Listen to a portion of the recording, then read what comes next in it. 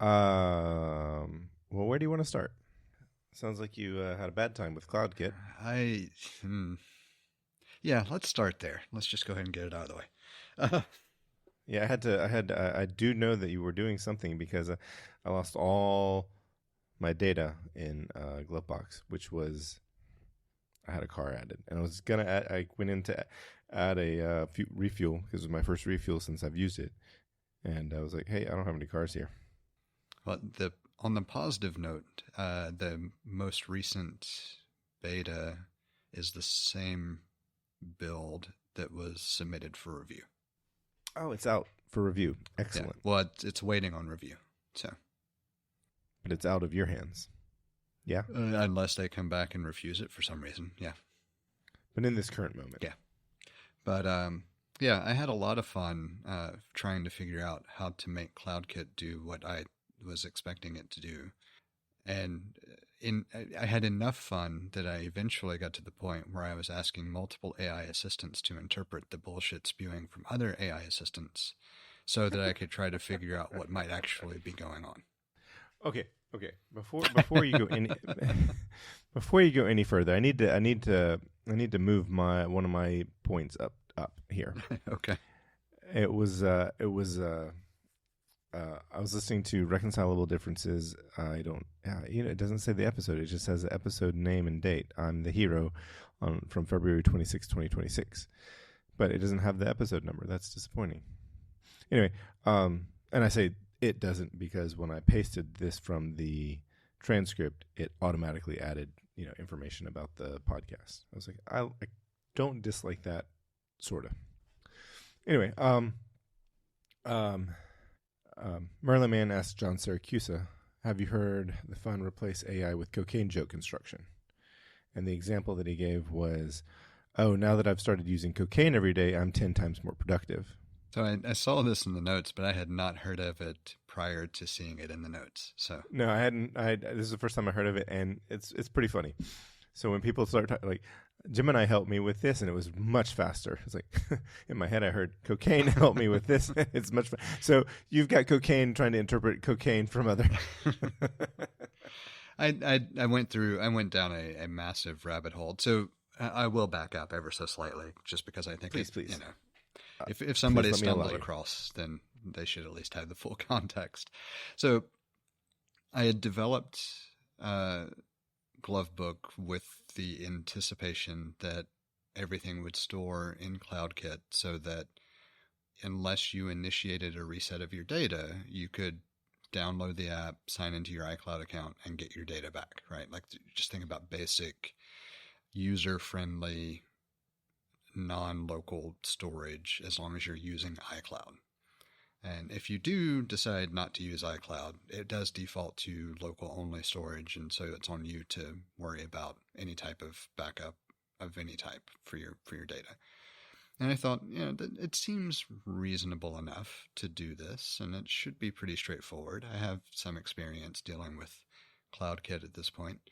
And during this process, I learned that the experience that I have dealing with CloudKit was a lie. So MA Journey is not using CloudKit the way I thought it was, because this trial and error process with Glovebook illuminated some things that I did not know. And so figuring out how to make it work opened up a pretty long rabbit trail of trying to decipher information from disparate sources, including Apple's documentation that didn't seem to provide any actual guidance. And I say it that way because technically, had I known more about what to look for, it could have been something that the guidance was there, but nothing clued me in to what was going on. I literally instead had to just plug up the phone to the Mac, run console, and watch logs scroll to finally find anything that remotely pointed me in the right direction. What it came down to was a combination of things where apparently just defining your data models is not enough for the schema to propagate through CloudKit.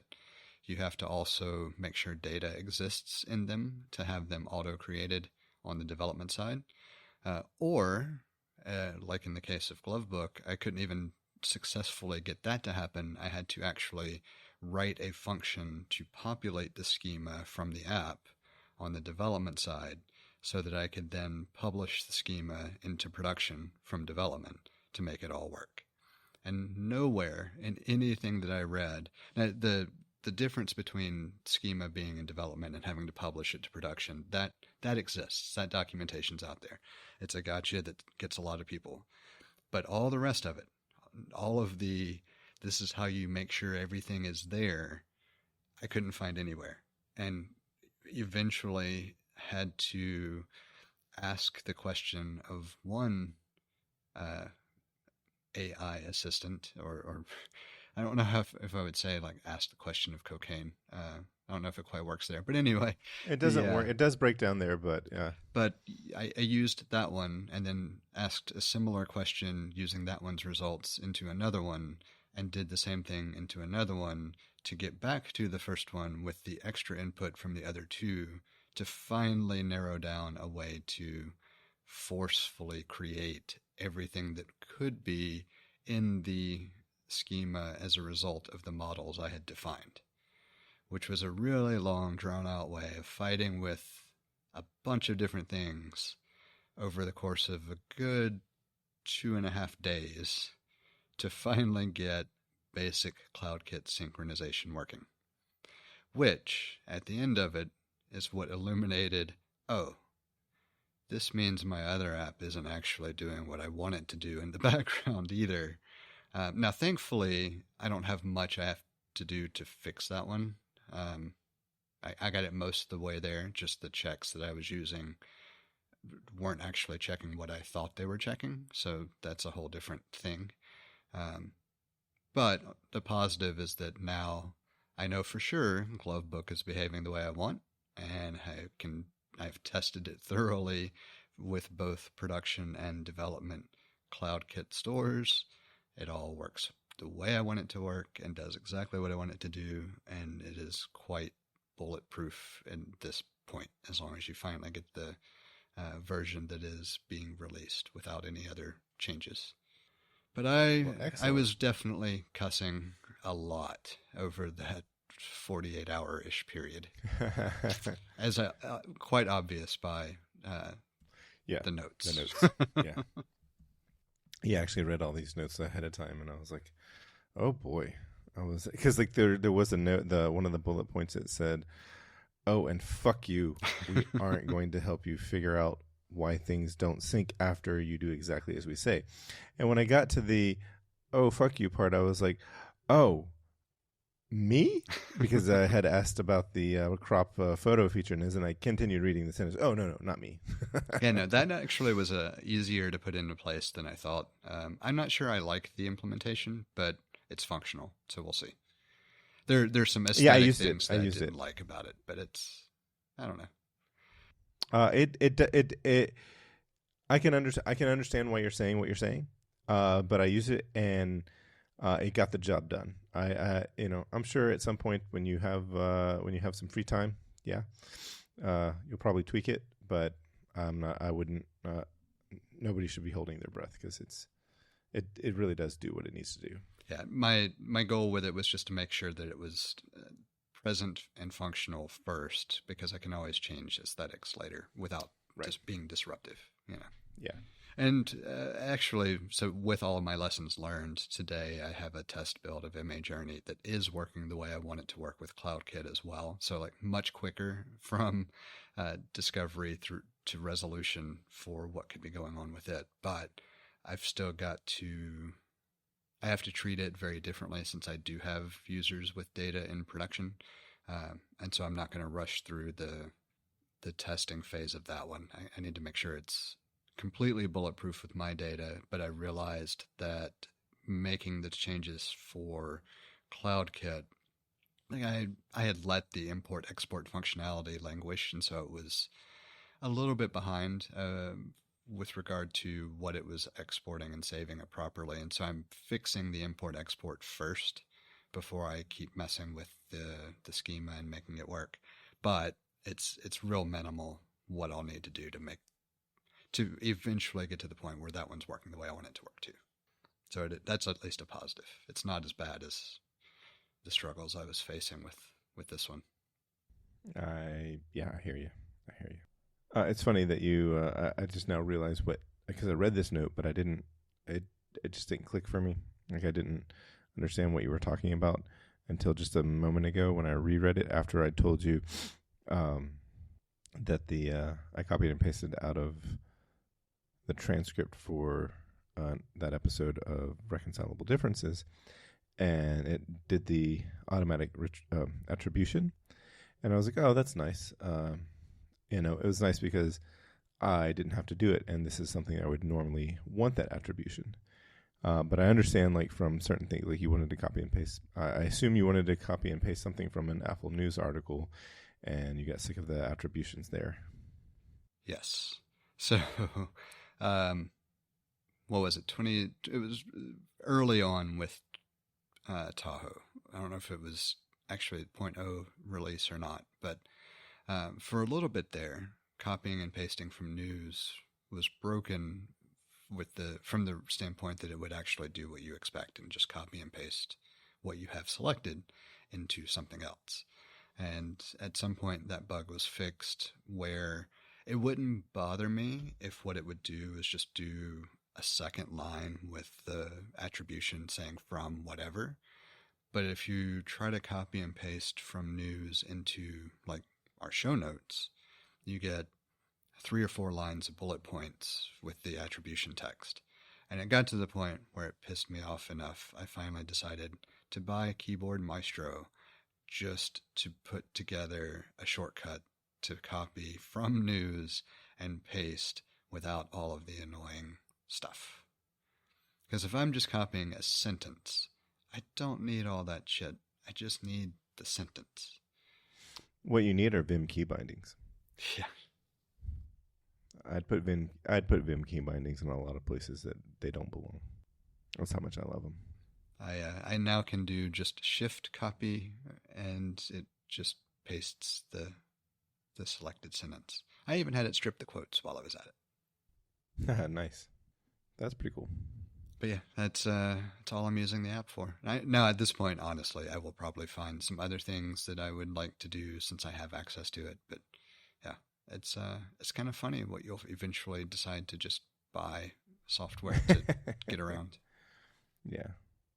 I was trying to think. There's a piece of software I was considering, but oh yeah, I haven't. I'm pretty sure I'm gonna, when my trial of Yojimbo is up, that I will buy it. I liked it. I want to make sure that I'm going to use it. I started looking at BB Edit again. It's been a long time since I used it, and I don't know that I have a use case for it.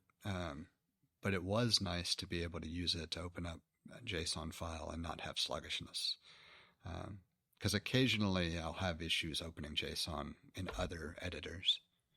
Interesting. I used it this week to open up a 26 megabyte text file, plain text, 126 megabytes.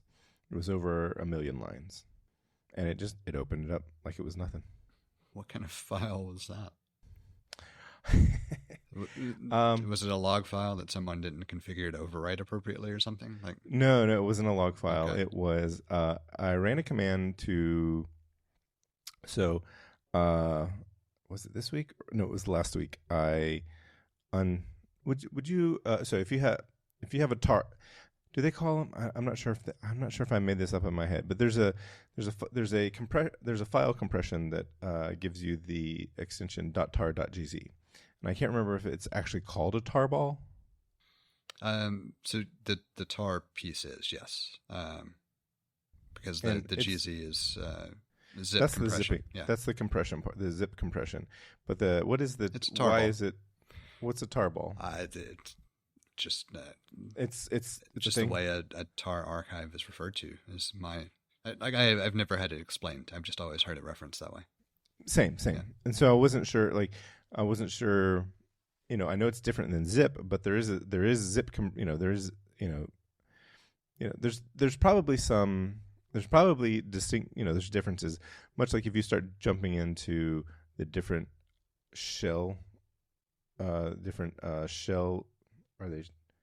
shell emulators? Shell environments. Shell environment. Thank you. The environment was the word I was looking for. They're different. They all look the same for the most part. And, it's like you can run bash scripts in ZSH, and it's like there's not, but there are differences, and there's an evolution. I've read that.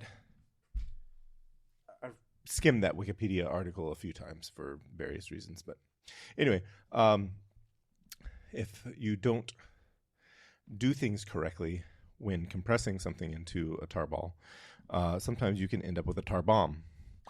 And last week I had a tar bomb, and I was able to, cocaine was able to help me get right through all of that pretty quickly.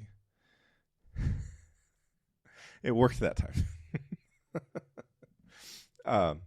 I used Gemini to, I explained what I did. I explained how, the nature in which I created the tarball, explained what happened, and they're like, oh, well, hopefully you didn't completely ruin your file system. So I went through and I was like, here's, they were like, check this. And I say, here's the output I got from checking that. And it says, oh yeah, looks like you didn't completely ruin it. Here, let's fix it. And we fixed it. It was great. Like, it really took, cocaine got me through that problem in about 15 minutes. Anyway, so this week, I had to do a similar project, and I had a tarball, and I was like, hey, is there a way for me to check and make sure that I did this correctly? And cocaine was like, yes, you can check this, or you can check to see if you've done this correctly. And it gives you a massive output. Like I told you, over 1 million lines. And I was like, I said to Gemini, can I, if I put the output into a text file, can you read it and tell me that it's going to be okay? And I said, sure. And so my text file was, I just, I don't know what the term is for when you take an, when you have an output and use greater than to basically put the output in a file. I don't know what that command is called, or what that, adding that to a command is called. But I did that. I got a 126 megabyte plain text file. Gemini can only take 100 mega, or the version of Gemini I'm using can only accept a 100 megabyte file. So I broke it up into two using BBEdit, found halfway point. No, I used VIM actually. I opened it in BBEdit at first to see how many lines of code it was, and it was over 1 million.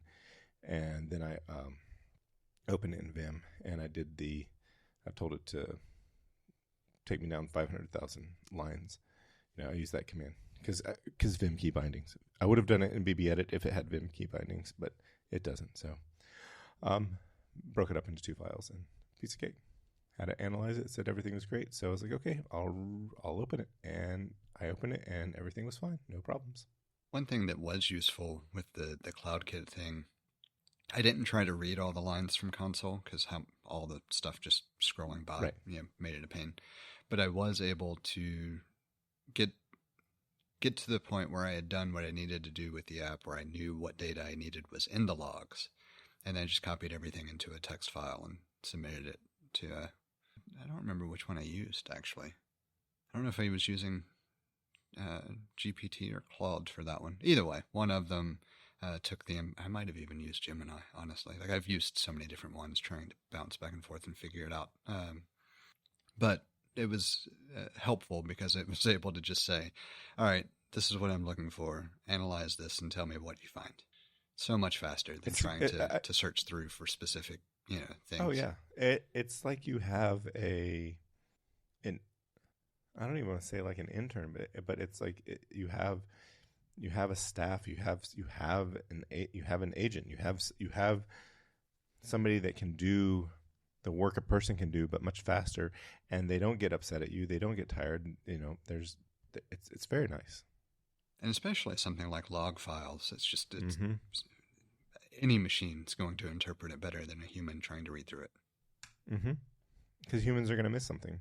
Now, there's a I was thinking about this when I was having it check my my tarball, and that was that, or the output of my check of the tarball, and it was just that I could do this, and it tells me everything okay, and maybe it's hallucinating, and I'll find out. but I still need to do it anyway. So it was just like, it was nice to walk into it with a bit of confidence, because it's not just like it's okay. It gave some explanation that I understood about what it was doing and why it was going to be okay this time. And so one, it's also teaching me something. So it's you have the benefit of it's like an intern, because you can give it grunt work that you don't want to do, but it's also like a mentor that can teach you something, because you knew how to ask it a certain thing, and you're asking on a well document. It was trained on. You're asking it to teach you something that has been well documented, and it was trained on that, and the output that you get, because it's better than just searching for certain terms, because it actually processes. It computes things differently. I'll say it that way. It computes things differently, that you get a much better output than searching for something. Like I get so much better, such better tailor-made results for the things that I ask than, when I used to look for things on Stack Overflow. I mean, Stack Overflow was great, and I'm sure these were trained on Stack Overflow, but and the concern I have is that at some point in time, if there's nothing added for it to train on correctly, then we plateau. But I think we talked about that already. But then you also have it, it can do it can go through all this data way faster than any human ever could. Yeah, one thing that was annoying as I was working through my issues, I kept having it tell me to give up, basically. That what I was trying to do was not possible, or I got so many different variations of it. It kept trying to say, my recommendation is to abandon this, or to disable a CloudKit, or whatever. Like so many different versions of the same general thing, and it all comes back to it wasn't an easy fix. It wasn't something that it just had an answer for. And so, have you seen where some studies have been done about how AI often, or the different models will often do relatively well on certain classes of problems, but then as they get more difficult, it essentially gives up quicker? I haven't seen that, but it doesn't, it makes sense. I'll have to find it at some point. I should have put it in the notes when I came across it, but that's essentially what I was coming up against, was that it didn't have an easy answer to spew back at me. And so I had to keep shifting the question, or feeding some additional information and changing the question in a way that finally got me to where I was getting some feedback that helped me diagnose it. Well, it's only as good as the documentation it was trained on. Yeah, and if it wasn't even like this. It tried to tell me shit that didn't. It hallucinated, right? Yes. I mean, if you look at the documentation, it tried to tell me something that was not in the documentation was factual, where the documentation clearly stated that this use case was indeed supported and would work. So just goes back to you can trust certain things, but you have to know enough to be able to actually get what you want out of it if you get to more complex problems. Well, I gotta imagine that CloudKit has way less documentation than analyzing a tarball, for example. Oh, I'm sure. And if so if it's got millions of sources on how to analyze a tarball, or hundreds of thousands, or tens of thousands of sources, and it's only got thousands of sources for CloudKit, then, or hundreds of sources for CloudKit, yeah, the results are going to be, it's either going to get to the point of giving up sooner, or hallucinate sooner. So makes sense.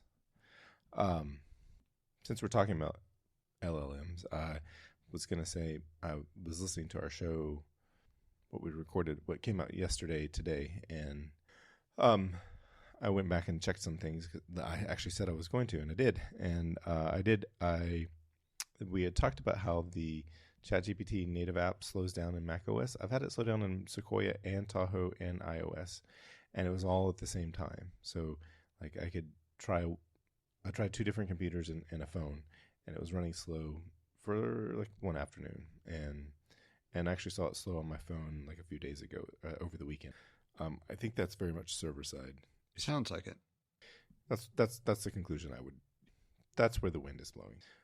And I did try downloading a picture from Tahoe and from the native app in Tahoe and Sequoia, and I had no problems. Just you right click on it, and there's the ellipses, and it doesn't tell you. I can't remember if it gives. I think it gives you a dialog box of where you want to put the file. So yeah, I had no problem downloading anything. So I don't know what's up with yours. Yeah, I don't either. I think all the tools just need to get better.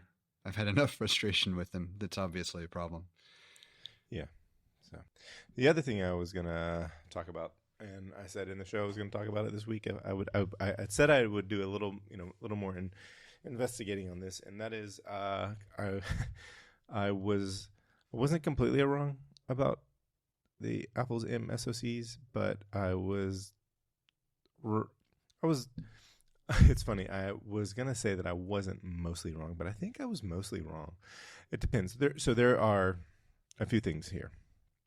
So I can go deeper into this next week, but I will just say the thing that made me wrong was Apple changed, with the M5 series chip.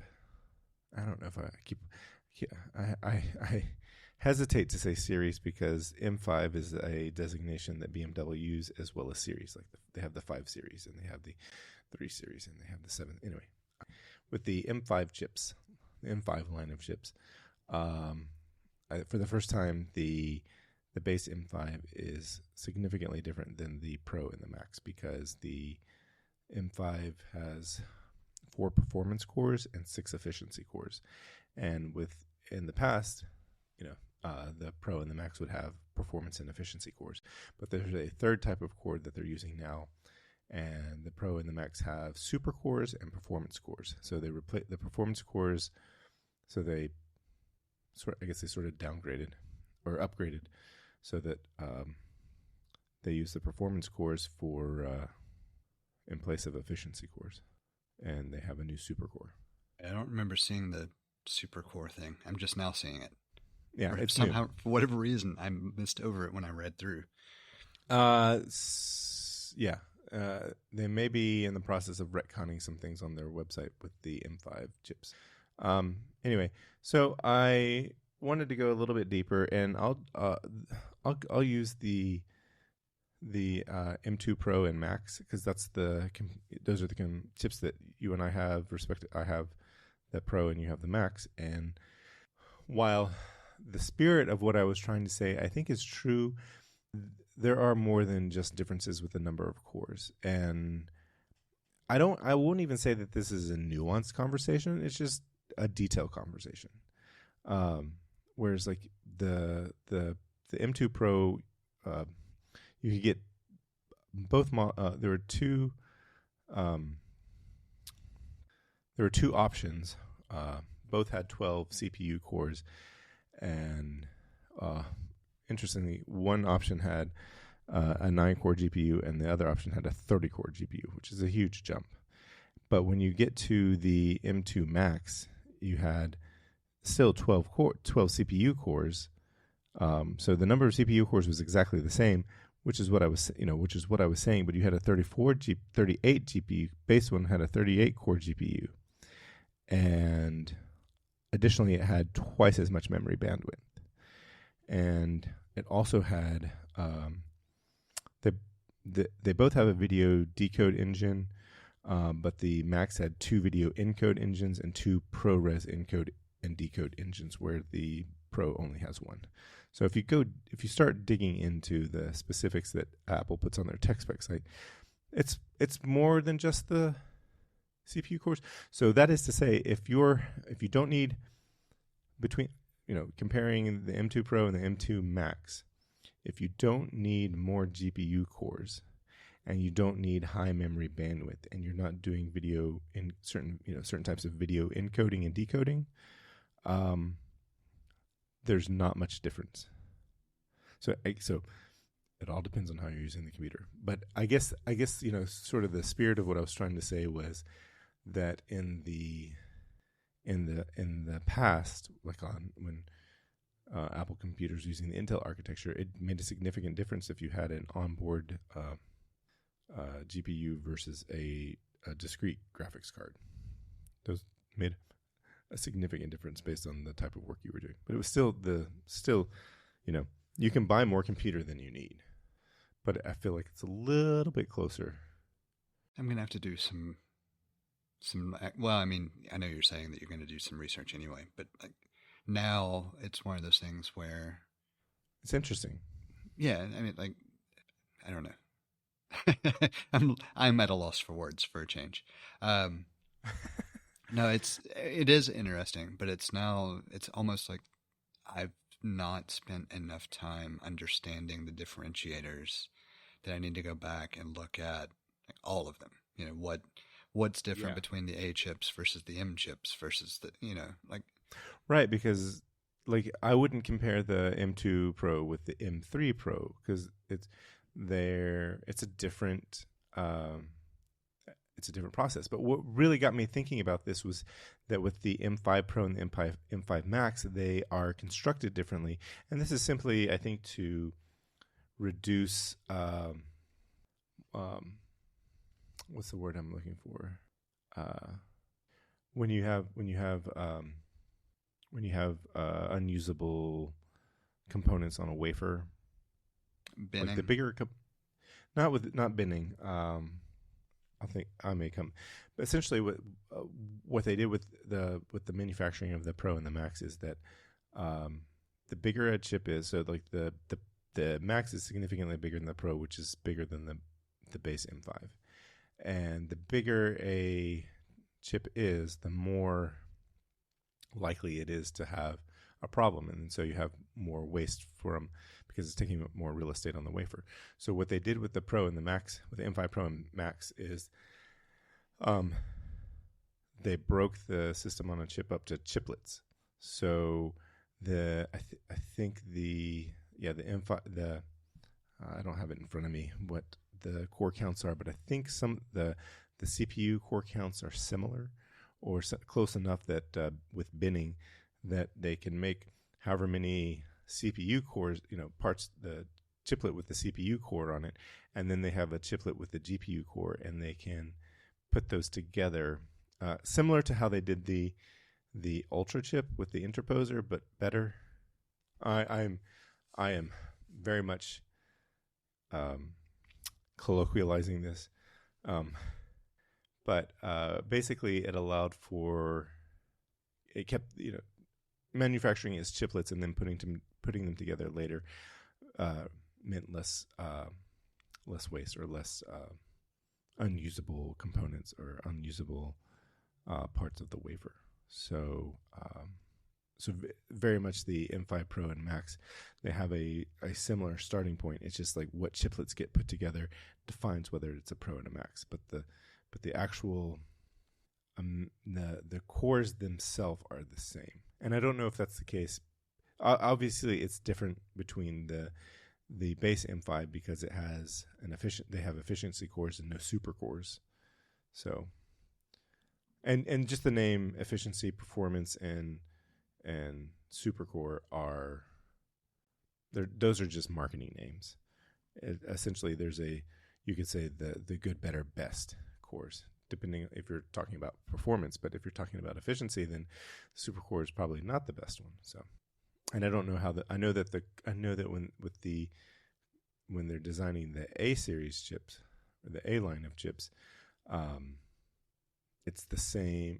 They're being developed side by side. So the same architecture that goes into one of the A chips is the same architecture that goes into one of the M chips as well. That does make you wonder, at what point do you start to potentially converge, or if they have already, I know at one point there was a write-up that talked a bit about the differences between the A series and the original M series chip, at the time, but I'd be really curious about current generation now that both have had a chance to evolve a little bit, the differences between like the M5 and the equivalent A series generation chip.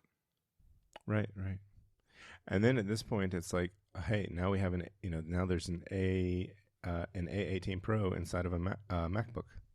Is that what they went with? I saw that the Neo was announced. The MacBook Neo, MacBook Neo.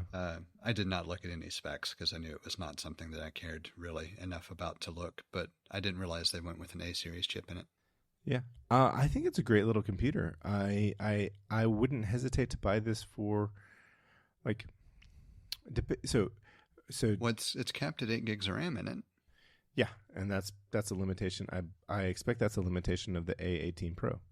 But the thing is, there's a lot of people that don't need. I mean, I think 8 gigs of RAM is going to be fine for people for years. And I know that I've listened to a number of podcasts that people are just like, they're kind of like, so it's a bunch of Apple Tech podcasts where they're talking about, the limitation of 8 gigs of RAM. I was like, yeah, but have you met real people before? They're using phones from 6 years ago that have less than 8 gigs of RAM, and that's their only computing device. So the person who's like I see this as like, oh, the person who is, hey, you know what? I think I need a computer. And, they were never going to buy the $999 MacBook Air. It's never going to happen. And to be fair, I can understand it's way too much compute power. It feels, sometimes there are certain things that feel kind of wasteful because it's just, like all the M-line chips that are in iPads. I feel like, come on, maybe the iPad Pro, that's fine. But the M chips inside of an iPad Air is like, really? Do you need? I mean, it feels like that's compute. That chip is never going to live up to its potential. Maybe I'm wrong. I don't know. Anyway, point being is that I think that for who this is designed for, it's not going to make a difference in their life. I don't know. I kind of disagree, but it's not. I don't think it's for the reason you might think either. I'm curious. I think macOS has become bloated enough that 8 gigs of RAM just isn't sustainable. Like, it might be fine today. I would even argue that it's not fine today, but you could make the case that it's okay today. But if the OS continues the trajectory that it's been on for the past few years, it's not going to be usable on 8 gigs of RAM in 3-4 years. Not with any kind of snappiness. Like, it's going to feel sluggish. And maybe it's something that Apple can mitigate since they do control the hardware. Maybe they can do some stuff with the OS to make it better, but it just pure OS functionality, if it can't run relatively smoothly on even like the older, like the i3, the i5, whatever, with 8 gigs of RAM, I know it's a different beast, but it should absolutely be capable of doing that if it can run on Apple Silicon with 8 gigs of RAM. Yeah, I'm not sure about that. That's where I think that I'm believing that the Apple's chips are that much better. I could be wrong. And I guess part of why I disagree is because like the M1 Mini that I've got feels sluggish with 8 gigs of RAM. So unless it's something in the newer chipset specifically to make it better or a better experience, then I just don't see it being sustainable.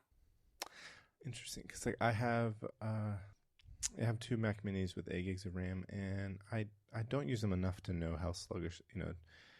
Whenever I've used them, I've never thought of them as sluggish, but I don't use them that much. But it's not zero. It's not zero. Well, I don't use them that much either, which is part of why I find it interesting. Unless it's just that the handful of things I do use are just RAM intensive compared to what most people do.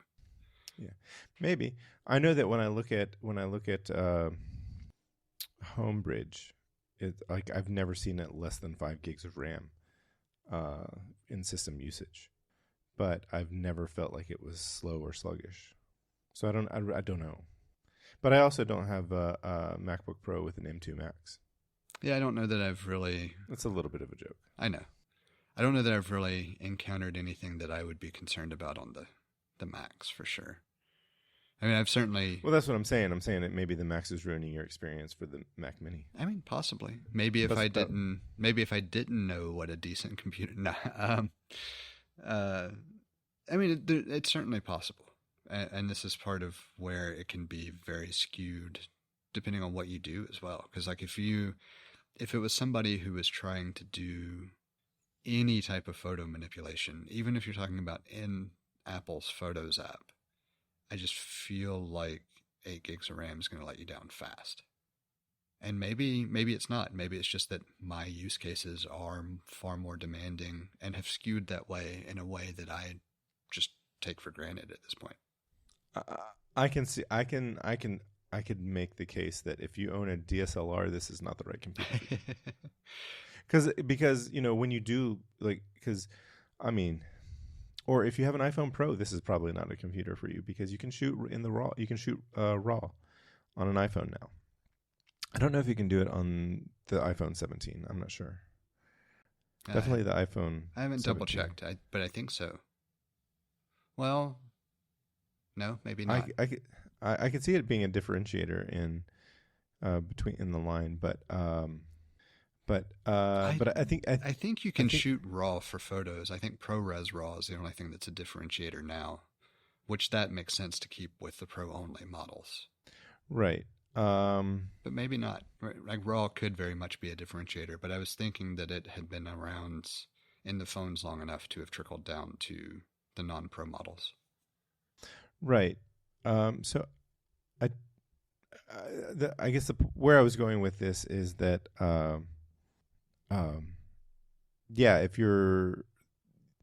think that you do need more RAM if you're shooting pictures like that. And then just some real-time follow-up image format captured on the iPhone 17 is HEIF and JPEG, no RAW. So so I think if you were shooting pictures in RAW, if you were, you make a good point about opening photos. Yeah, on my computer, the RAW photos I have taken from an old Nikon, it's not slow, but it does take time for it. It's not instant. It's not instant, and that may have more to do with downloading the photo from iCloud. I'm not sure. Yeah, it's so tough to say because raw processing does take some power. Yeah, well, I was going to say once it is downloaded, I'm not sure on my MacBook Pro. I'm not sure that I noticed, but I have an M1 Mac Mini with 8 gigs of RAM. And I know that all of my pictures are downloaded. Like I have it set, one of the reasons I have it is so that it has all the pictures downloaded to it, so it can do a proper backup. So I'll have to check on that and see if that's still the case, or see how it functions with a RAW photo. But yeah, but that's the thing. I don't think this computer is targeted to people who are who care about the RAW format. Yeah, it feels very much like a computer that's targeting the Chromebook crowd. Maybe Absolutely. not even that, but I don't. More yeah, in line with that. I don't see it as a Chromebook killer in any way, shape, or form. But I see it as something that's kids who have had Chromebooks or people who have been using Chromebooks. Hey, if you've got an education email, spend $500 and get something better than the Chromebook that you have. Both. I think all of our children here use Chromebooks in school, but Luke got a Chromebook for Christmas one year because he wanted a better experience than the Chromebook that he has at school. It turns out that he couldn't use it at school for whatever reason, and he was a bit disappointed by that. But yeah, I'm sure there's some concern with liability thing. Yeah, I've talked to him about, hey, do you want to try putting Linux on there? But he doesn't seem to be into computers in the sense that he's not. He hasn't wanted to tinker with computers. It's a surefire way to make him hate computers if he doesn't want to be interested either, too. Yeah, he's got 2 fans that went out on his gaming PC, and I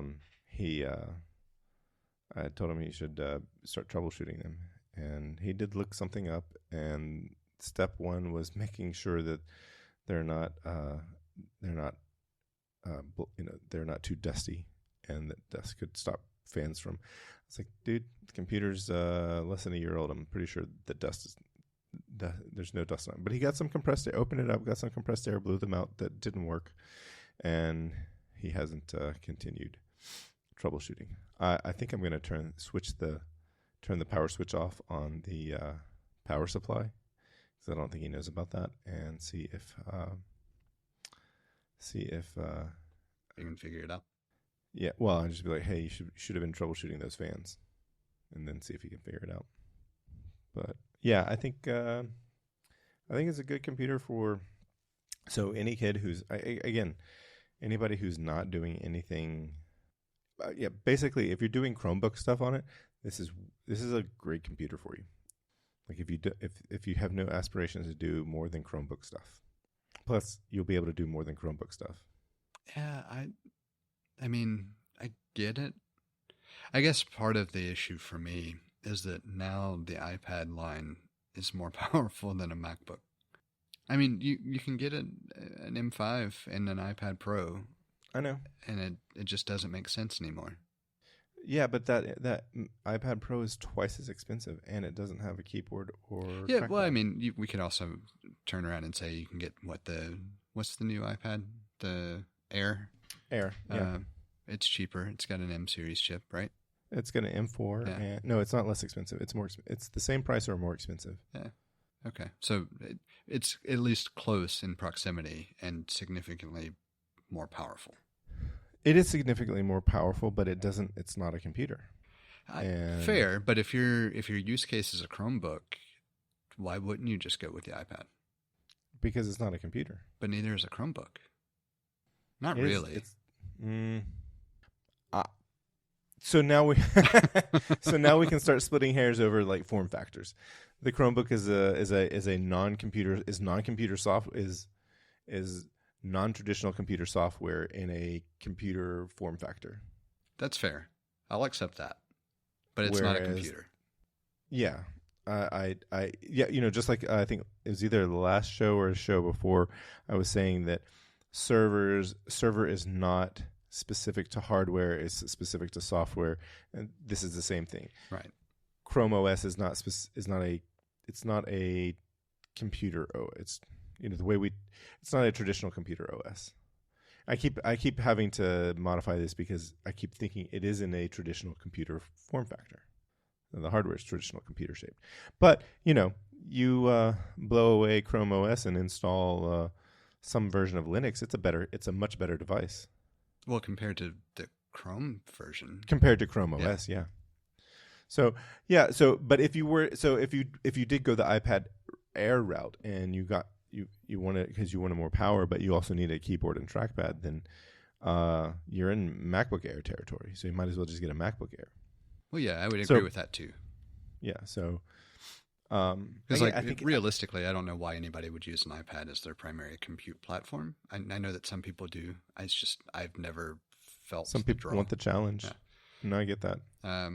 But I do at least understand the desire from a form factor perspective, because it is certainly far more portable than even the smallest Chromebook.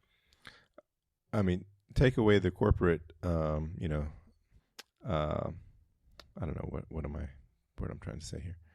I assume it was going to be something about using the iPad in a specific setting, but you didn't say enough for me to. Yeah, no, I didn't. I lost my train of thought. So no, take away, like the corporate. We want to push certain users this way, and we want to push certain, we want people to have a computer. If Apple. Apple's, their ideal is that everybody in your household has a desktop, a portable, an iPad, and an iPhone. Like, that's the corporation. I'm sure there are people who's like, no, we have all these offerings because not everything fits everybody. 18 years ago, Steve Jobs said they couldn't make this computer. They couldn't make the $500 portable computer. They did make a $500 iPad in 2010, and that was great. But I think it's a computer that if anybody in my family that uses an iPhone, because everybody in my family uses an iPhone, if they can't, and none of the ones that don't have a computer, like a personal computer, if they said, "Hey, what computer should I get?" and they didn't find some newfound hobby where they're shooting, high resolution photo or video, this would I couldn't, it would be easier to recommend. It's easy. It would be much easier for me to recommend this than a MacBook Air, because it's half the price, less than half the price of a MacBook Air. No, I'm sorry. I keep thinking about it being $499 with the education discount, because I thought for something like this they would have just done a $50 education discount. They did a full $100 education discount. I'm impressed. But there are certain edge cases. Do you need, what kind of, do you plan to connect it to multiple displays? All right, that might push you into the MacBook Air territory, depending on what your external display aspirations are. But like if my mom said, "Hey, I have an iPhone," she's not going to do this, but if she said to me, "I have an iPhone and I want a computer, I want an Apple computer," I would tell her to get the MacBook Neo. Like, I'd have no problem telling her, and I expect that it would be fine for her for the next 5 years. She's currently rocking an iPhone XR. I think it's the XR, 10R. Wow, I've been away from Apple so long that I said X. I think she has a 10R, and she got some liquid in it recently. She's like, "Should I buy a new phone?" I said, "No, turn it off." I was like, get some alcohol, rubbing alcohol with the highest. If you probably have 70%, but if you have 90% or 95%, use that instead. Fill it up, drain it out, dry it as much as you can. Then the alcohol is going to dry, and then let's just hope don't plug it into charge until it's completely dry. And she did all that, and she has not had to replace her phone. It's been at least a month or two. So she was like, "Should I get a new phone?" I was like, If she called me and said, "Hey, my battery's really bad, should I get a new phone or a battery replacement in the 10R?" I would say get a new phone instead of a battery. It's not worth putting a battery into that. I don't know that I have a follow-up. It'd be a good kid computer as well. It'd be a good what computer? Kid computer. Oh, yeah. I do hope to see, like, certain, schools start to adopt it. I think that's good, because nothing excludes, I don't think there's anything, well, I don't know about the management side, but they can continue to use Chrome. They can continue to use Google Docs and whatnot. So, yeah, I mean, maybe at the higher end, I anticipate, since they never really adopted iPads, and that was a good option from like the education initiatives that Apple attempted to push. I don't know that they would adopt something else until maybe high school. Like, I just don't see any. Yeah, I don't see kindergarten this through being middle school being. Yeah, I don't either. But then if you've already got that much invested in Chromebooks for that part, I thought about that as well. You're gonna fragment your fragment your devices. I don't know. Maybe some of the schools with more disposable income will. It's still better than a $200 Chromebook. Like, I've had to do something on my kid's Chromebook before, and it's like, it is like, I don't know how you. It's like, I guess it's not that they don't know better, because they do know better, but it's just like, what if you made all the people you work with use Chromebooks for a week? We would all be breaking them over our knees, throwing them out the window in a heartbeat. They're infuriating. I'm glad I don't really have to mess with any of them. I mean, but it's like, have you ever had? It's like, I mean, just a simple thing like, "Hey, I need to print something." At some point, you probably touch that Chromebook to print or something. I touched it one time to get it on the Wi-Fi. Yeah, and that was probably a miserable 30 seconds of your life. Yeah. Well, I mean, it wasn't as bad as it could have been, but I haven't touched it other than that. We set up an old MacBook Air, old MacBook Pro, for him to type up and print stuff off of. So he doesn't have to use the. But can he access, like, if he's got to do something for school? Can he access it from the MacBook Pro? He hadn't tried. I don't think so. Okay. I think everything has to go through the Chromebook. Yeah. My kids have to do. Yeah, they have to do certain things on their Chromebook, and if they wanted to use another computer, if they had another computer to use, they do have other computers to use. They can't, and yeah, I've experienced. I've seen them upset about that, and I'm like, I understand. Like you are not. I'm not going to tell you to suck it up and get through it, but because I do understand. I understand. It's not a good experience. Yeah. I think the only thing that he's had to print though has just been the stuff that he's typed. So just thinking about it, technically there's no requirement for him to type anything to print. He asked if he could type it and print it instead of handwriting it, and so we said sure. But doing all of that off the old MacBook Pro instead of the Chromebook was definitely the better situation. So I don't think he's had to print anything for school technically, like from an official requirement standpoint yet. If you wanted to get an iPad Air with an M4, and get the keyboard and trackpad that the Magic Keyboard for the iPad Air, that would make it $269 more expensive than the MacBook Neo. Yeah, I don't understand why anybody would buy that keyboard for an iPad. Oh yeah, I've heard the experience with those keyboards is not great. Well, I just mean, why? Like, if you're going to do that, just buy a Mac. Some motherfuckers want to ice skate uphill. I did look at potentially ordering an iPad Air. So Jacob dropped his Mini, and there are now lines on the screen. And I mean, it's an old Mini at this point anyway. But I'm debating what I will order. I'm not going to do anything right away because he's going to have to live with it for a bit as repercussions for bad decisions. But hey, yep. I'm currently in that state with certain things as well. But I am debating maybe later this year going with instead of replacing it with another Mini, replacing it with the Air.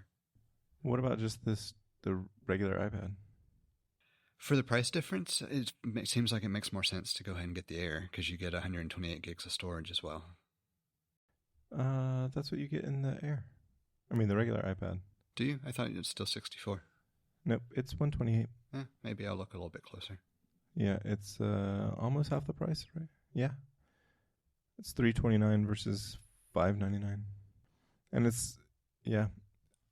Jude bought, with some Christmas and birthday money, he bought an iPad. Yeah. Right after Christmas. I told Jacob he had to save up $500 to buy a replacement Mini. He, of course, got upset. Yeah. Well, I mean, this is how real life works. Yep. My kids, they got new iPhones for Christmas. They got iPhone 17. They each got an iPhone 17 for Christmas. And I don't know, Luke's had an iPhone 12 Pro. He had my old iPhone 12 Pro, and it's been fine. And I was like, okay, he's kept, there's some the back is cracked, but it's pretty old, and the front was fine. And he dropped and broke. So I bought him with that iPhone 12 Pro. I bought the Peak Design case, and he tore it up. And I got a replacement, and he's like, I don't like it. He's like, I don't like this case.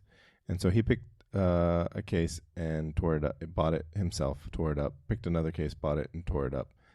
I don't know what the hell he's doing with his cases. So I wanted to buy him the Peak Design case for the iPhone 17, but I thought he was going to reject it. And so I bought him the Apple case. Apple case that was a mistake. And he ended up cracking the glass on his phone. I've got Apple Care Plus, but I'm not gonna. I'm gonna let him live with it cracked for a good long time. Maybe at the end of the year we'll get a replacement screen for him. But he did say I'll use the Peak Design case. I think the Peak Design case is what I have on Jacob's phone. Yeah, I have Jude has it on his phone. Becca has it on her phone. Because at some point in time, Becca was like, I need a case. She told me, find a case for me. do your research, find a case for me because I keep not buying good cases.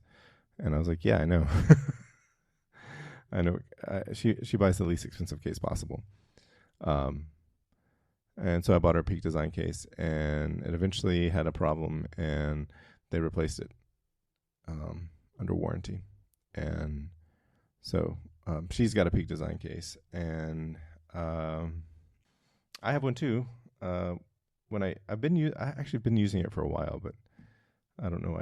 I put it in at some point and then never took because I put it in. I definitely put it in a case when I travel, but for some reason it's not. The last time, I think just over the Christmas break, I put one on and then haven't taken it off.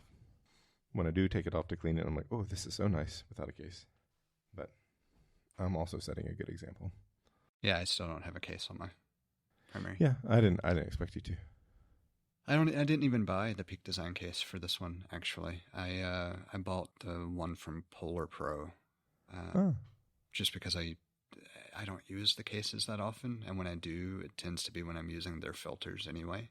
So I decided, all right, well, I'll just buy that one, and I'll have the filters available. And then if I decide to leave it in it, it's really the same size and feel as like the Peak Design one.